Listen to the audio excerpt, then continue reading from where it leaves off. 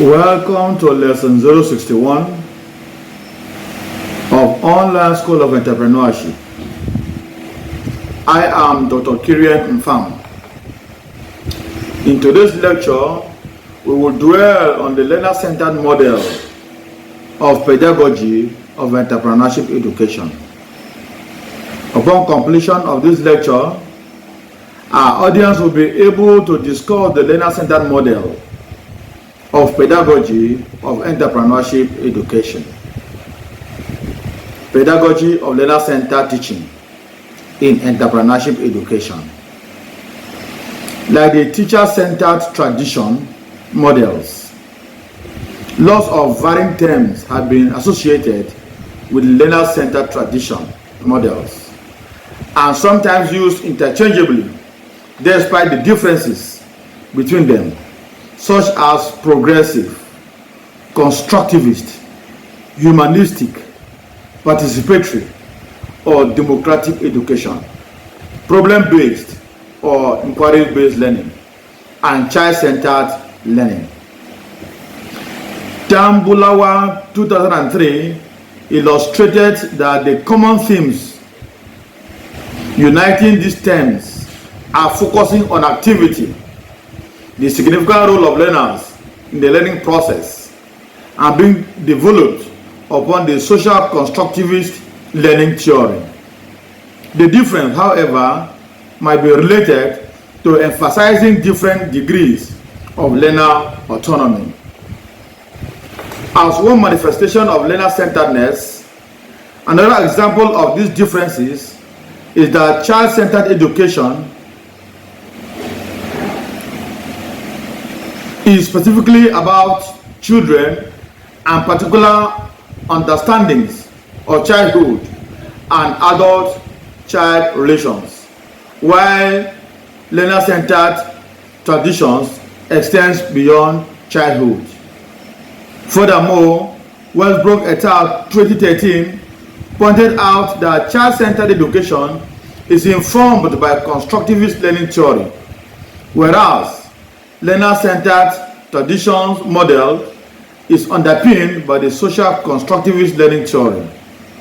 Westbrook et al. 2013 related learner-centered tradition models to Bernstein's 2000 competence or invisible models, in which teachers respond to students' individual needs, and there is a lack of clear structure in the learning process as well as hidden learning outcomes. As a theory of learning, constructivism originated mainly from the work of Dewey and Piaget, Cornelius White and Harbaugh 2010.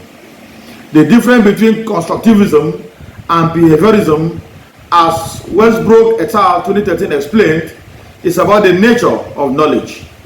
Therefore, they indicated that in constructivism, the mind is inherently structured to develop concepts and learn language. Based on the constructivist theory of learning, learning is an active and interactive process. Weimar 2002 indicated that students need opportunities to discover and relate information to their own experience, regardless of their level of expertise.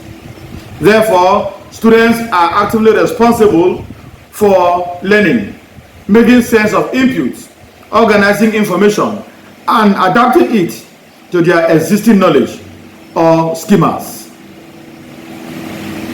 In constructivism, progress in thinking happens through two processes.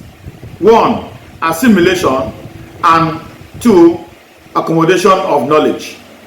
When existing knowledge or schema is ready to deal with a new object, situation, or problem, learning happens by a process of assimilation, which means incorporating new information to pre-existing knowledge. However, when existing knowledge does not work, Westbrook et al. 2013 illustrated learners modify their existing schema to feed new information through a process of accommodation. Therefore, models influenced by constructivism provide activities which suits students' developmental stage to develop their existing knowledge and challenge them to make progress using the process of accommodation. As Zhao and Brown 2015 indicated, instruction is adapted to student learners' development level, and teachers facilitate learning through the provision of different experiences. To develop new knowledge, discovery learning is encouraged in constructive classes, as it offers learners opportunities for exploration and experimentation with knowledge.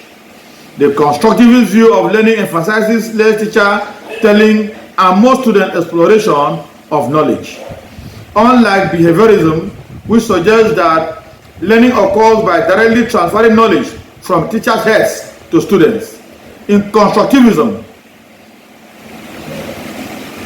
Gibbs and Mark Gilchrist 1999 pointed out that learning is a continuous process of knowledge construction. Learning is no longer a process of transmission. It is an active process of adapting and constructing knowledge, which happens through interacting with students and teachers. Murphy 2008 indicated that students' existing knowledge, how they acquire knowledge, and feel about it are all important in learning. Nevertheless, Wimmer 2002 argued that in this theory of learning, less knowledgeable and experienced learners approach content in less intellectually powerful ways of thinking. Carroll 2014 indicated that models influenced by constructivism offer students opportunities to engage in learning actively with their peers. Therefore, Westbrook et al. 2013 suggested that individual and group work activities focused on problem solving are considered suitable in these models, and this is the focus for which the models of entrepreneurship education should be based, because it is activity centered. In addition, constructivist teachers nurture learning in a stimulating environment through providing hands-on and minds-on learning experiences. Constructivist teachers also develop new understanding through using concrete props and visual aids and providing relevant examples to facilitate understanding more complex ideas. The provision of relevant and real-life activities is favored for younger students, whereas activities offered for older students include symbolic and abstract thoughts. In these models, Carroll 2014 added, acquiring knowledge and skills is more important than covering curriculum. In learner-centered tradition, Malcolm and Whistler 1997 indicated that the different perspectives of learners are encouraged and respected. Therefore, Malcolm and Whistler 1997 and Brown 2003 argued that these models respect learners' cultures, abilities, needs, and styles, as well as place them at the center of the learning process.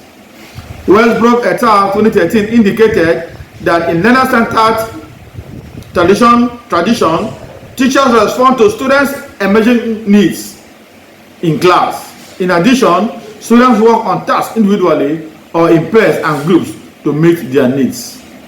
The organization of lessons and learning depend much on teachers' ability to take advantage of what learners bring to class and their language use, which makes this pedagogy more complex and challenging. Murphy 2008 and Carroll 2014 indicated that the learner-centered tradition and their underpinning theories of learning have changed teachers' dominant role into a guide who facilitates students' learning. Therefore, the relationships between teachers and students are re-examined in learner-centered tradition classes. The usage of teachers' directions and instructions is minimized, and interactive work in pairs, groups, or in whole class activities is more encouraged. Learners do not only decide what to learn, but also the way they learn. In learner-centered pedagogy, Malcolm and Whistler 1997 stressed that decision-making in class is both informed and developed by the dual focus on individual learners and learning. Learner-centered perspective is one that couples a focus on individual learners, their heredity, experiences, perspectives, backgrounds, talents, interests, capacities, and needs, with a focus on learning, the best available knowledge about learning and how it occurs, and about teaching practices are most effective in promoting the highest levels of motivation, learning, and achievement for all learners. In the course of this lecture, and in line with our instructional objectives, we were able to discuss the teacher-centered model of pedagogy of entrepreneurship education. Please support us by 1. Following us on our Facebook page, Online School of Entrepreneurship. 2. Subscribing to our YouTube channel, Entrepreneurship Teacher. And 3. Liking, commenting, and sharing our posts. Thank you, and see you in our next lecture.